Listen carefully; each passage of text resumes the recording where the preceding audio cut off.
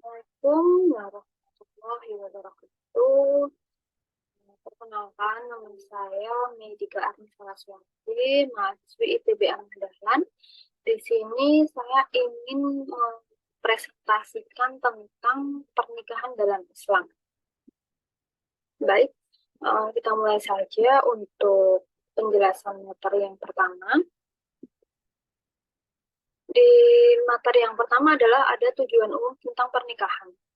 Apa sih tujuan umum tentang pernikahan itu menurut teman-teman itu apa sih pernikahan?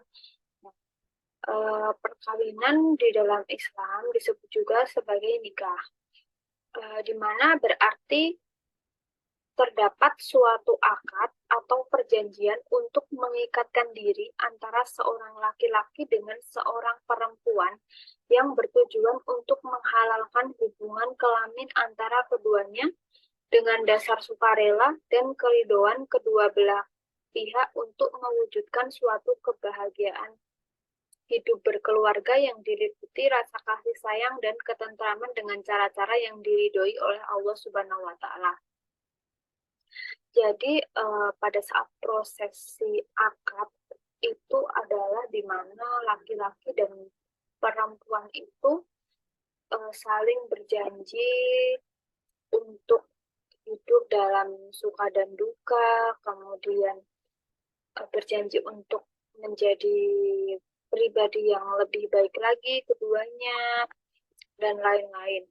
Kemudian pada pasal 2 kompilasi hukum Islam mengatakan, perkawinan menurut hukum Islam adalah pernikahan yaitu akad yang sangat kuat atau misakon goilidon untuk mentaati perintah Allah dan melaksanakannya merupakan ibadah. Jadi pernikahan itu adalah ibadah ya teman-teman. Siapa sih yang nggak mau menikah? Pasti setiap orang ingin menikah. Kemudian kita lanjut ke materi yang kedua, yaitu ada tujuan pernikahan. Tujuan pernikahan yang pertama itu adalah menghalalkan hubungan kelamin untuk memenuhi tuntutan hajat kemanusiaan. Yang kedua, mewujudkan keluarga yang bahagia dengan dasar kasih sayang. Yang ketiga adalah memperoleh keturunan. Menurut pendapat Imam Ghazali tentang tujuan pernikahan ada beberapa. Yang pertama, memperoleh keturunan yang sah, kemudian memenuhi hajat hidup manusia, membentuk rumah tangga yang berkasih sayang, dan mempergiat mencari rezeki dan memperbesar tanggung jawab. Jadi di sini adalah tujuan pernikahan secara umum dan juga pendapat dari Imam Ghazali tentang pernikahan.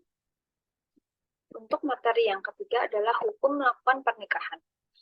Untuk melakukan pernikahan ada beberapa penggolongan hukum. Jadi asal hukum untuk menikah itu adalah mubah atau ibahah atau boleh. Nah, dikarenakan ada perubahan sebab-sebabnya, maka bisa berubah menjadi makruh, sunat, wajib, ataupun haram. Yang kedua kita bahas dahulu untuk hukum makruh. Mengapa menjadi makruh? Yaitu dikarenakan seseorang dari segi fisik sudah wajar untuk menikah, walaupun belum sangat mendesak, tetapi tidak punya biaya untuk menghidupi keluarga, maka hukumnya makruh.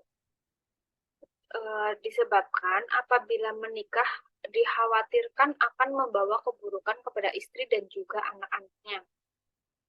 Nah, di sini bisa disimpulkan karena seseorang itu belum memiliki biaya untuk menghidupi keluarga, maka disebut makruh karena akan mempengaruhi kehidupan selanjutnya untuk istri dan juga anak-anaknya.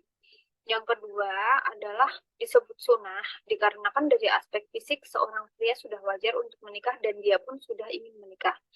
Serta dia punya biaya untuk menikah, untuk menjalani kehidupan sederhana, maka sunnah untuk menikah.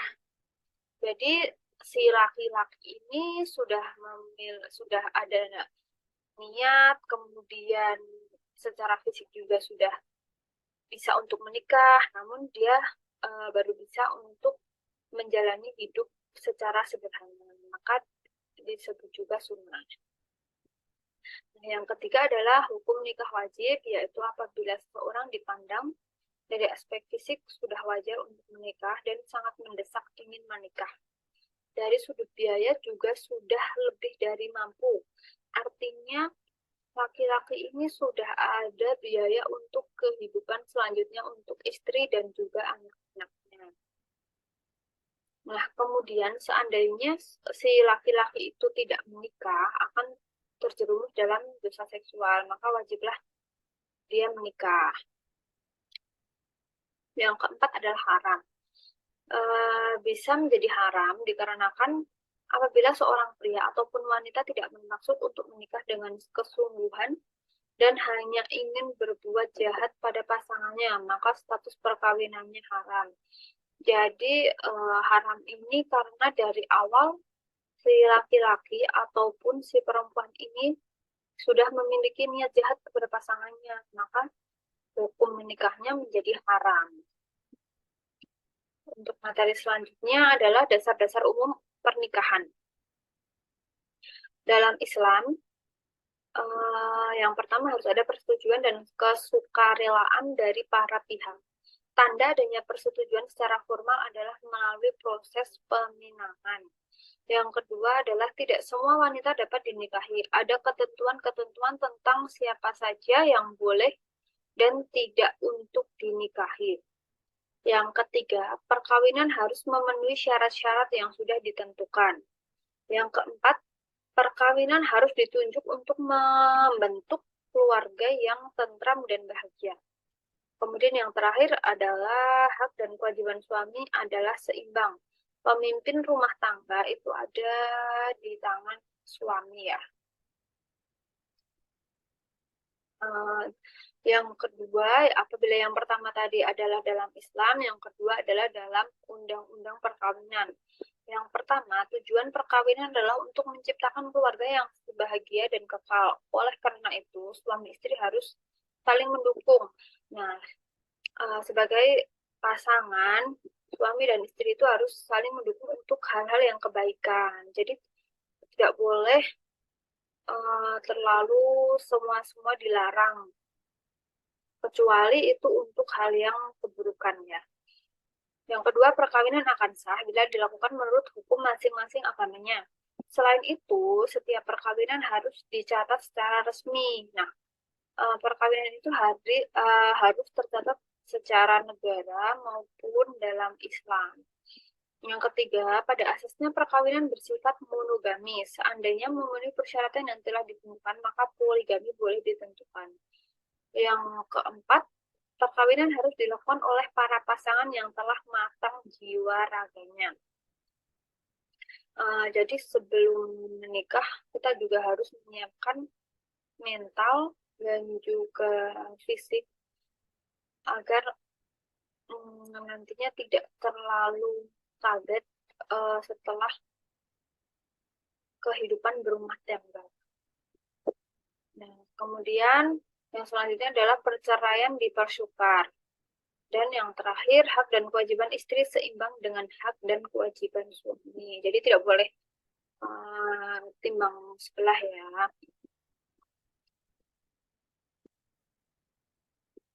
Materi selanjutnya adalah sahnya perkawinan dalam Islam.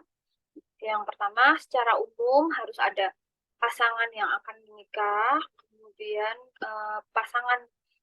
persyaratan untuk pasangan yang akan menikah ini yang pertama adalah setelah dewasa, hendak sama Islam, tidak melanggar aturan-aturan larangan nikah dan didasari cinta sama cinta, kemudian sehat.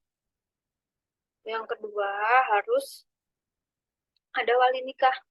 Pada hadis riwayat 4 ahli hadis disebutkan barang siapa di antara perempuan yang menikah tanpa diizinkan walinya, maka perkawinannya batal. Yang kedua, hadis riwayat Ibnu Majah dan Daraqutni, janganlah menikahkan perempuan akan perempuan dan janganlah pula seorang perempuan menikahkan dirinya sendiri. Jadi tidak boleh ya menikah sesama gendernya, misal wanita dengan wanita, kemudian laki-laki dengan laki-laki gitu. Kemudian dari Imam Malik, Syafi'i, dan Hambali, Wali adalah syarat sahnya perkawinan bagi setiap wanita, baik bukan janda maupun yang janda. Sedang Imam Hanafi untuk janda boleh menikah tanpa wali. Untuk pendapat dari Imam Hanafi ini memperbolehkan untuk janda menikah tanpa wali. Namun untuk yang eh, bukan janda diharuskan ada wali nikahnya. Selanjutnya di Indonesia ini aturan yang dipakai adalah dari mazhab Syafi'i sehingga harus ada wali. Yang ketiga ada saksi nikah. Jadi saksi nikah ini adalah wajib ya untuk di Islam. Hadis Nabi radhiyallahu Ahmad bin Hanbal, tidak sah nikah kecuali dengan wali dan 2 orang saksi yang adil. Jadi untuk pernikahan ini diharuskan ada wali dan 2 saksi. Nah, akad nikah. Yang dimaksud akad nikah adalah kata sepakat antara calon suami dan calon istri untuk mengikatkan diri dalam perkawinan. Mahar atau mas kawin. Calon mempelai pria wajib membayar mahar pada calon mempelai wanita yang jumlah, bentuk, dan jenisnya disepakati kedua belah pihak. Mahar diberikan berdasarkan kemudahan dan juga kesederhanaan. Jadi mahar atau mas kawin ini biasanya akan dibahas sebelum pernikahan dan disesuaikan dengan kemampuan laki-laki dalam artian tidak memberatkan ya. Kemudian ada materi juga terkait putusnya perkawinan dan akibat-akibat hukumnya. Nah, yang pertama ada alasan-alasan perceraian itu di pasal 116 KHI. Untuk alasan-alasan perceraian ini ada beberapa. Yang pertama, salah satu pihak berbuat zina atau menjadi pemabuk, pemadat, penjudi, dan sebagainya yang sukar disembuhkan. Nah, untuk pasangan salah satunya tidak boleh ya setelah menikah itu berbuat zina dengan orang lain ataupun malah menunjukkan sifat-sifat yang tidak baik. Contohnya seperti mabuk, kemudian bermain judi, dan perilaku itu tidak bisa disembuhkan. Yang kedua, salah satu pihak meninggalkan pihak lain selama 2 tahun berturut-turut tanpa izin meninggalkan pihak lain dan tanpa alasan yang sah atau hal lain di luar kemampuannya. Yang ketiga, salah satu pihak mendapat hukuman penjara 5 tahun atau hukuman yang lebih berat setelah perkawinan berlangsung. Yang keempat, salah satu pihak melakukan kekejaman atau penganiayaan berat yang membahayakan pihak lain. Nah, seperti ada yang sering ada kasus saat ini, itu kan banyak sekali kasus KDRT. Itu kita sebagai pihak yang mendapat perlawanan, kita harus mau untuk melaporkan karena